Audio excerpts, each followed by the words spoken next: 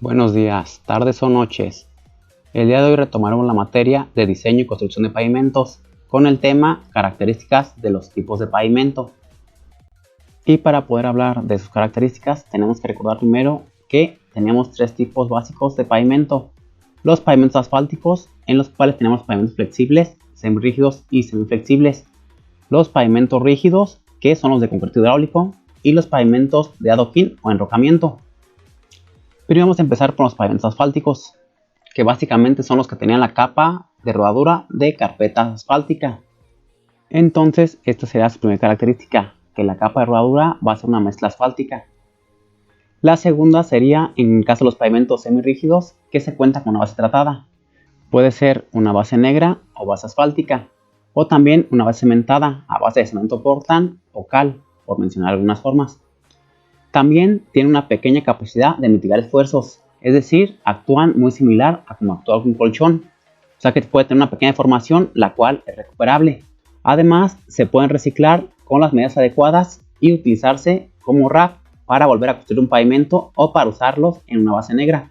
Entonces, podemos decir que cuando nuestro pavimento está muy dañado, podemos recuperarlo mediante una máquina llamada recuperadora y reutilizarlo para poder hacer ya sea una carpeta nueva o una base negra en la cual podemos plantar nuestra próxima capa de rodadura. Otra característica muy importante a tomar en cuenta es que es un pavimento que se puede producir en muy poco tiempo.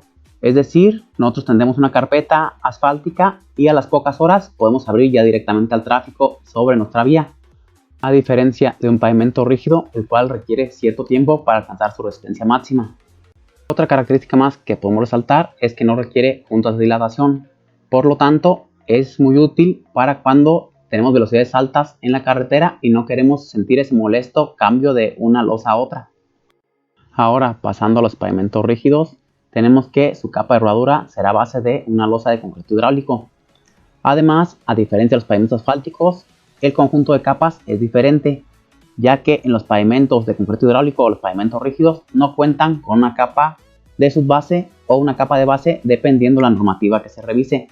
Por ejemplo, en la normativa de la Secretaría de Comunicación y Transportes, que es la que nos rige en México, se omite la capa de subbase. Una ventaja que tiene sobre los pavimentos asfálticos es que tiene una alta resistencia a los esfuerzos de compresión, es decir, no es deformable. Sin embargo, tiene baja capacidad de elasticidad, por lo tanto, es fácilmente agrietable. Por lo tanto, aunque últimamente se ha maximizado su uso, no es recomendable en vías de altas velocidades, debido a que con el calentamiento de las losas tienden a agrietarse y con esta situación a generar baches prematuros. Sin embargo, si lo que tenemos son esfuerzos de compresión altos, es decir, mucho peso sobre las losas, puede ser una opción óptima, en donde las velocidades de proyecto sean relativamente bajas. Por lo tanto, puede ser recomendable en calles de ciudades o en estacionamientos. Y aunque en ocasiones podemos verlo utilizado en algunas carreteras, no es lo más óptimo, ya que, como ya mencionamos, puede presentar grietas y fallas prematuras. Y además hay que tomar en cuenta de que los costos de construcción se elevan demasiado en comparación con los pavimentos asfálticos. Otro defecto que podemos encontrar con respecto a los pavimentos asfálticos es que tardan 28 días en alcanzar su resistencia máxima, y aunque se pueden usar acelerantes, no es recomendado ya que estos afectan sus características y en algunos casos puedes tener agrietamientos prematuros. Además, también hay que tomar en cuenta que para funcionar de manera adecuada requiere un armado de acero y pasajuntas, además de las juntas de dilatación entre las losas.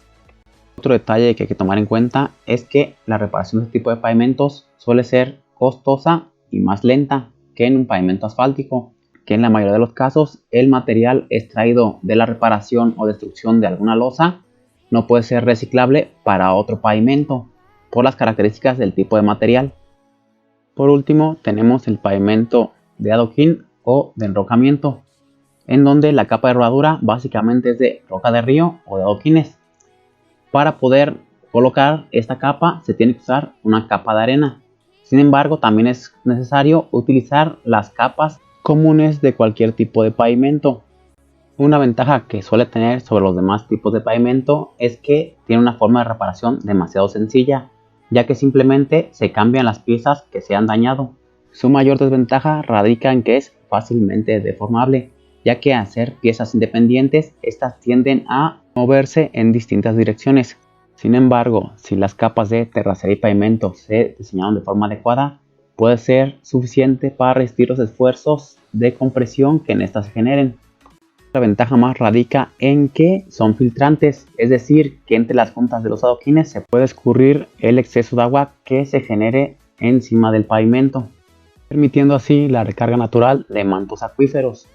Ya por último, este tipo de pavimentos se recomiendan en zonas que se quieran muy bajas velocidades, debido a que las juntas que se generan entre ellos suelen ser molestas para el tránsito de vehículos, y también se recomienda en zonas donde se trata de dar un aspecto rústico.